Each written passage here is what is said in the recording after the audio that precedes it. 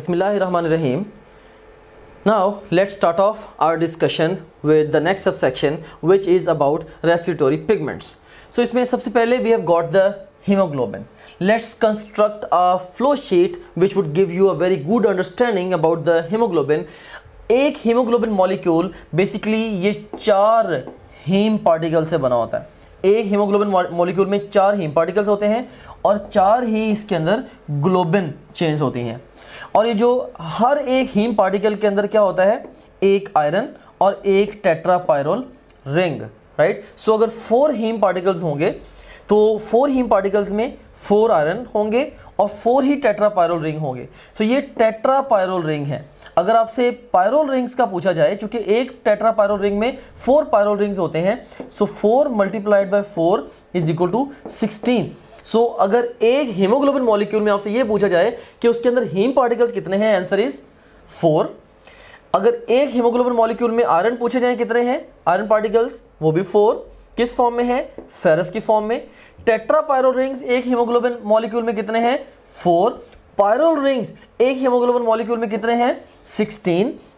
और यहाँ पे एक चीज़ ये भी गौर करें कि ये जो आयरन है of the haem of haemoglobin, यही बेसिकली बाइंडिंग साइड है for the oxygen and the carbon monoxide. ये अलग बात है कि कार्बन मोनोऑक्साइड की जो अफिनिटी है वो ऑक्सीजन की निस्बत 240 गुना ज़्यादा है फॉर दिस आयरन. सो इन दोनों की जो सीट है बेसिकली आप कह सकते हैं कि वो सेम है. Secondly, in the haemoglobin molecule we have got the 4 globin chains, जिसमें से 2 अल्फा चेन्स हैं और 2 बीटा चेन्स हैं. सो दोनों अल्फा चेन्स का दोनों में से हर चेन का एक एक अमाइनो ग्रुप फ्री है. सिमिलरली इवन बीटा चेन्स का भी एक एक अमाइनो ग्रुप फ्री है. सो अब ये कह सकते हैं कि दोनों अल्फा चेन्स के 2 अमाइनो ग्रुप फ्री हैं और दोनों बीटा चेन्स के भी 2 अमाइनो ग्रुप फ्री हैं. बहरहाल ये जो अमाइनो ग्रुप्स हैं अल्फा और बीटा चेन्स के, ये हैं sites for the binding of the carbon dioxide.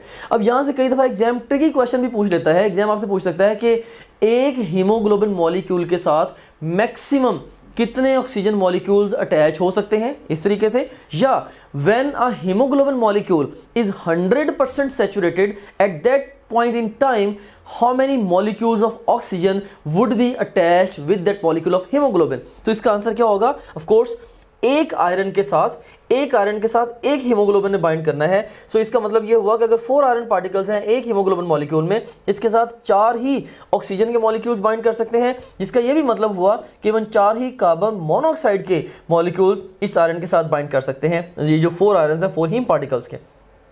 हाँ, अगर एक हीम पार्टिकल से पूछा जाए कि एक हीम पार्टिकल के साथ कितने ऑक्सीजन के मॉलिक्यूल्स बाइंड कर सकते हैं, तो एक हीम पार्टिकल में एक ही आयरन पार्टिकल है, सो एक ही उसके साथ ऑक्सीजन का मॉलिक्यूल अटैच हो सकेगा. इसी तरह से एग्जाम आपसे कई दफ़ा ये भी क्वेश्चन पूछता है कि एक हीमोग्लोबिन मॉलिक्यूल के साथ कितने मॉलिक्यूल्स कार्बन डाइऑक्साइड के अटैच हो सकते हैं. तो यू कैन सीन हियर कि इसमें 4 ग्लोबिन चेन्स हैं, तो हर ग्लोबिन चेन के पास एक एक अमाइनो ग्रुप फ्री है जहां पे कार्बन डाइऑक्साइड ने बाइंड करना है. तो इसका ये भी मतलब हुआ कि 4 मॉलिक्यूल कार्बन डाइऑक्साइड के एक हीमोग्लोबिन मॉलिक्यूल के साथ अटैच हो सकते हैं. बाइंडिंग साइट आयरन बाइंडिंग से ऑक्सीजन और कार्बन मोनोऑक्साइड के लिए आयरन ऑफ हीमोग्लोबिन, जबकि कार्बन डाइऑक्साइड के लिए amino group of the globin chains of the haemoglobin, right. And bottom line point एक ये भी याद रखिएगा कि एक हीमोग्लोबिन मॉलिक्यूल के साथ 4 मॉलिक्यूल ऑक्सीजन के या 4 मॉलिक्यूल कार्बन मोनोऑक्साइड के अटैच हो सकते हैं. दोनों की सीट सेम है, 4 दोनों अलग अलग नहीं हो सकते. या 4 ऑक्सीजन के मॉलिक्यूल होंगे या कार्बन मोनोऑक्साइड के होंगे व्हाटसोएवर. उसके बाद फिर 7 हीमोग्लोबिन के मॉलिक्यूल के साथ ज़्यादा से ज़्यादा 4 कार्बन डाइऑक्साइड के मॉलिक्यूल्स भी अटैच हो सकते हैं.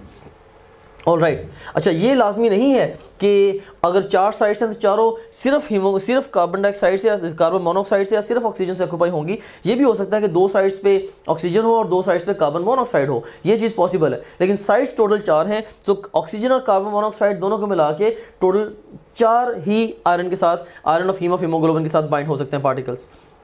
Now let's talk about the myoglobin. तो मायोग्लोबिन के पास जस्ट एक हीम पार्टिकल है और एक ग्लोबिन चेन है. तो जो हीम पार्टिकल है उसमें एक ही आयरन और एक ही टेट्रापायरोल रिंग है, जिसका मतलब है कि इसके पास 4 पायरोल रिंग्स हैं, राइट. सो ये जो आयरन है of haem of myoglobin basically इसके साथ जाके ऑक्सीजन जब बाइंड करती है। एग्जाम कई दफ़ा ये भी क्वेश्चन पूछता है कि हीमोग्लोबिन और मायोग्लोबिन में से ऑक्सीजन के लिए किसकी अफिनिटी ज़्यादा है, तो मायोग्लोबिन की जो अफिनिटी है वो ज़्यादा है। सो ये दो चीज़ें आती हैं, अफिनिटी किसकी ज़्यादा और कैपेसिटी किसकी ज़्यादा है। तो सीन हेयर कि अब इमेजिन करें कि अगर एक माँ के 4 बच्चे हैं और एक माँ का सिर्फ एक ही बच्चा है, तो ऑफ कोर्स जो एक बच्चे की माँ है वो अपने बच्चे से ज़्यादा प्यार करेगी। सो सेम आइडिया जो यहाँ पे भी है कि मायोग्लोबिन बेसिकली मायोग्लोबिन के पास सिर्फ एक ही ऑक्सीजन का मॉलिक्यूल है, ऑफ कोर्स एक ही इसके साथ बाइंड कर सकता है, तो मायोग्लोबिन की जो अफिनिटी है फॉर ऑक्सीजन ये ज़्यादा है और इसके मुकाबले में जो हीमोग्लोबिन की एफिनिटी है वो कम है।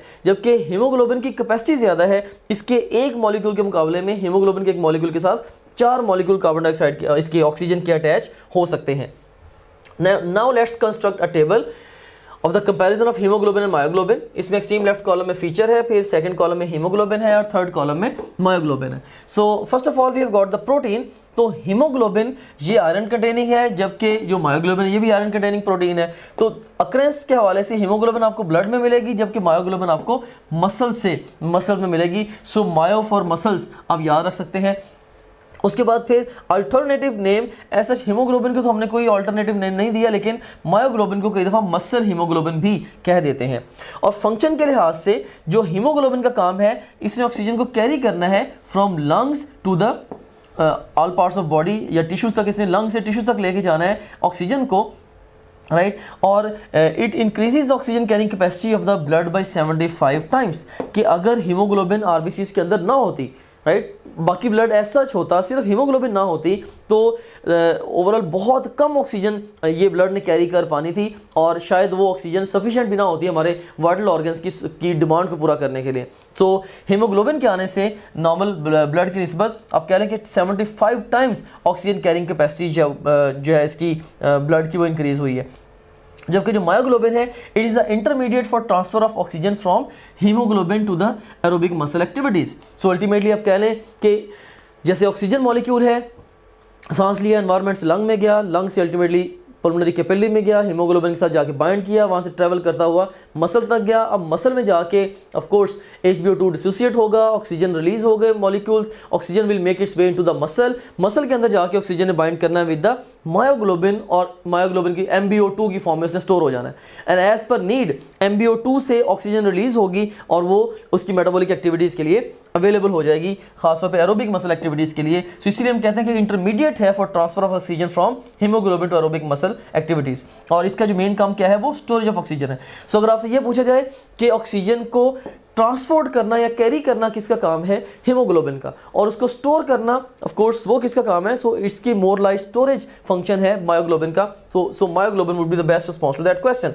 नंबर ऑफ पॉलीपेप्टाइड चेन्स अभी हमने डिस्कस किया, हीमोग्लोबिन के पास 4 चेन्स है, मायोग्लोबिन के पास सिर्फ 1 चेन है। Number of how many oxygen molecules can bind, तो हमें पता है कि हीमोग्लोबिन के पास 4 हीम पार्टिकल्स हैं, हर हीम पार्टिकल के साथ एक ही ऑक्सीजन का मॉलिक्यूल बाइंड हो सकता है। तो इसलिए नंबर ऑफ ऑक्सीजन मॉलिक्यूल्स जो बाइंड कर सकते हैं वो 4 है फॉर द हीमोग्लोबिन। और मायोग्लोबिन के साथ सिर्फ एक ही मॉलिक्यूल अटैच हो सकता है क्योंकि इसके ऑक्सीजन का, क्योंकि इसके पास जस्ट एक ही हीम पार्टिकल है, it is having only and only 1 haem particle.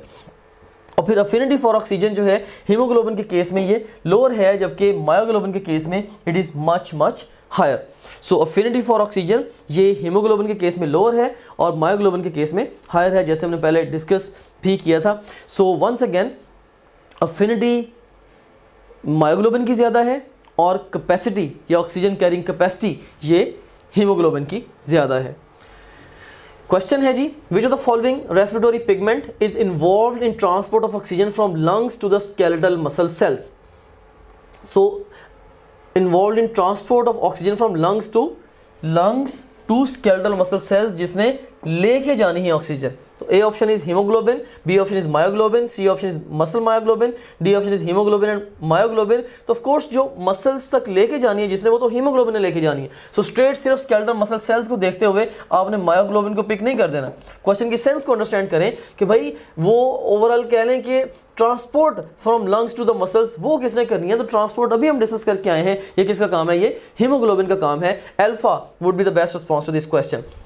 And next question है, the maximum affinity is present between hemoglobin and carbon monoxide, myoglobin and oxygen, hemoglobin and oxygen, hemoglobin and carbon dioxide. हम अभी study करके आए हैं कि haemoglobin और carbon monoxide की मोहब्बत का कोई सानी नहीं है, सबसे ज़्यादा अफिनिटी कार्बन मोनोऑक्साइड की है with the haemoglobin, best response would be alpha. That's all about the respiratory pigments, thank you very much. Don't join any traditional academy. National MDCAT की तैयारी के लिए ट्रेडिशनल एकेडमी ज्वाइन ना करें। अगर आप ट्रेडिशनल एकेडमी ज्वाइन करने की बजाय ऑनलाइन एकेडमी जैसे कि टॉप ग्रेड है से एंट्री टेस्ट की तैयारी करते हैं तो इससे क्या फायदा होगा? इससे आप 6 से 8 घंटे डेली बेसिस पे अपनी सेल्फ स्टडी में ऐड कर लेंगे।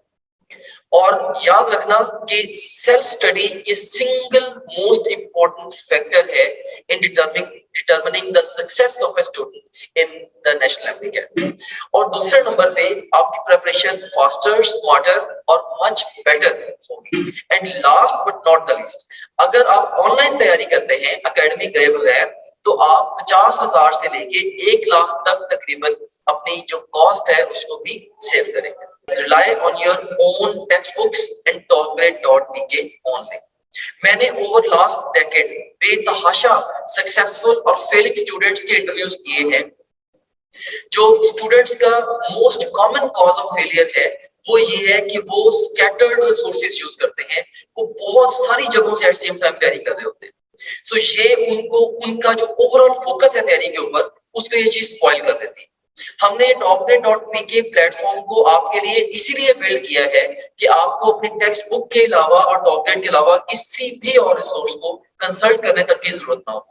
सो rely on your own text books. अब जिस भी प्रोविंस से है, rely on your own text books and topgrade.pk only, क्योंकि आपकी अपनी टेक्स्ट बुक्स के अलावा जितना कुछ भी आपको चाहिए अपने इम्तिहान की तैयारी के लिए वो ऑलरेडी इसमें टॉपग्रेड में मौजूद है। और यहाँ भी मैं एक बात आपको बताना चाहूंगा कि लास्ट 4-5 इयर्स में 200 से ज्यादा ब्रिलियंट टीम मेंबर्स ने इस प्रोजेक्ट के ऊपर काम किया है और इस प्रोजेक्ट को यहाँ तक हम लेके आए हैं कि अब हजारों स्टूडेंट्स अक्रॉस द कंट्री इससे बेनिफिट ले चुके हैं।